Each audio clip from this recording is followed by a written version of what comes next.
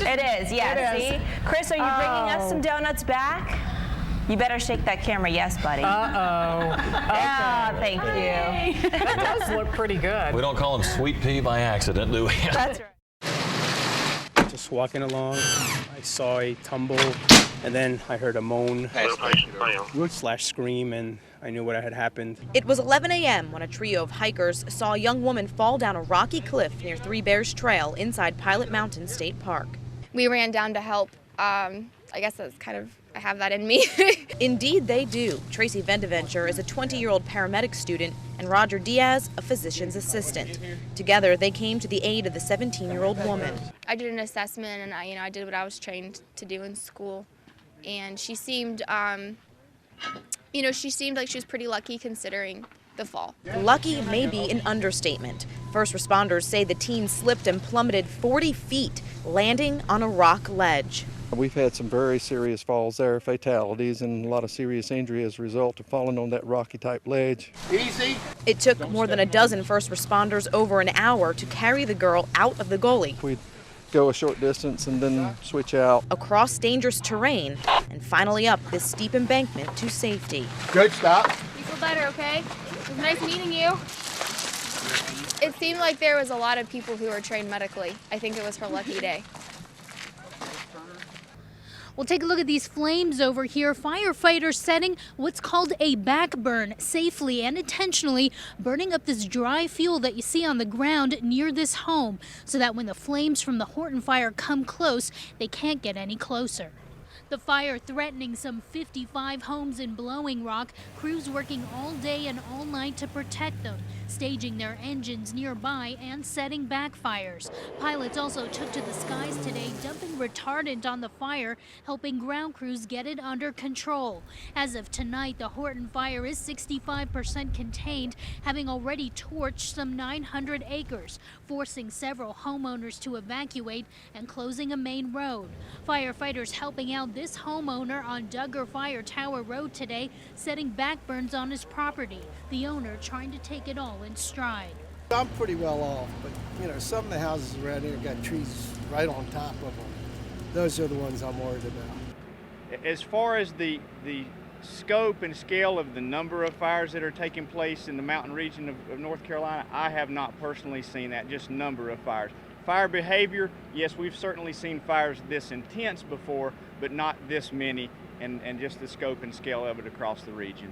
And firefighters from all over the country are here helping out with the Horton fire, crews from Arizona, Florida, and New Jersey. The incident commander here hoping to have this fire contained by the weekend. Reporting in Blowing Rock, I'm Samina Engel, WXII 12 News.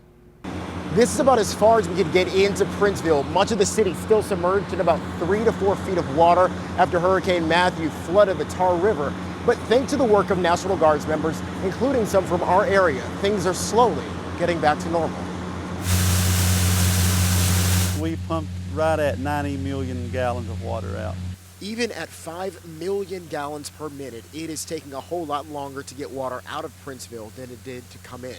This group of National Guardsmen, many of them from the Piedmont Triad, have been working to dry out this historic city after a historic flood. On boats and in helicopters, their pictures of the devastation show water so high, tractor trailers are almost completely covered. These horrific images are a reminder of why they're here and why their work is so important. People's homes are totally underwater, businesses, their livelihoods, everything they own is gone.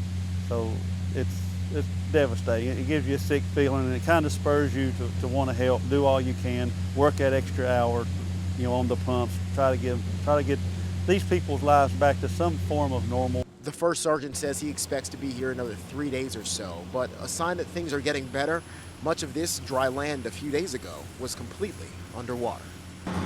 Now, officials told us that even after the floodwaters are completely gone from the city, it will be a while before residents can get back and assess the damage for themselves. Reporting in Princeville, Jared Hill, WXII 12 News.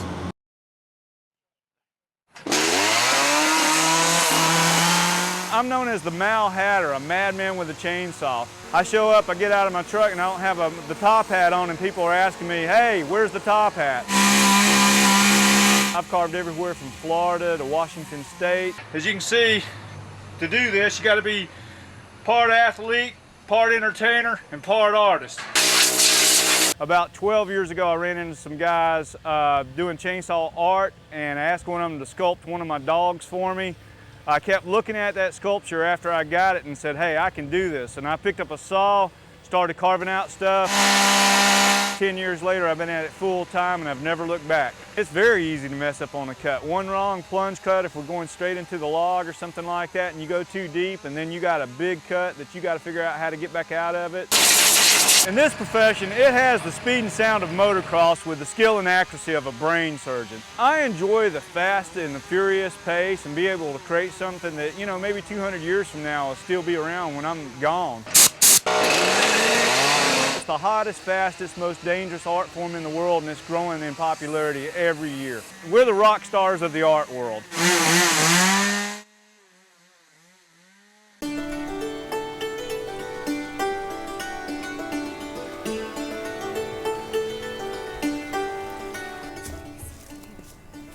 I traveled to the Rockies early in the summer. I went to Newfoundland later in the summer. And now I've come down here on a romantic fall colors road trip with my girlfriend to drive the entire length of the Blue Ridge Parkway from the mile 0 to mile 469 or whatever it is. It's spectacular and it's unique compared to wherever I've been. It's those blue ridges that just go on and it's just like, I haven't seen anything like. It's just many, many overlapping layers. It's just something that is unique and beautiful that like I've never seen. And you combine that with the kind of rusty orange and yellow and red of the fall colors and it's a special, special place. You know, this is probably one of the only times I'll ever be here in my life, but I'm gonna remember it forever, that's for sure.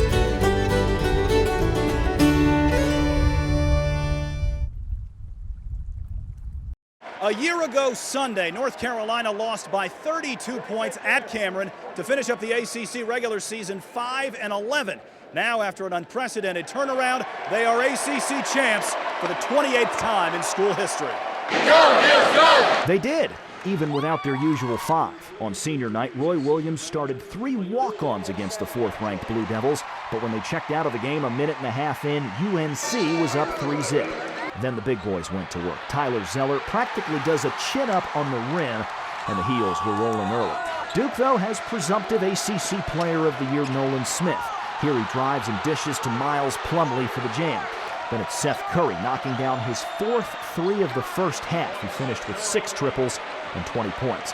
The Heels, though, shot a blistering 58% in the first half, none prettier than this Kendall Marshall spinning finish. Coach K and company down 12 at the intermission.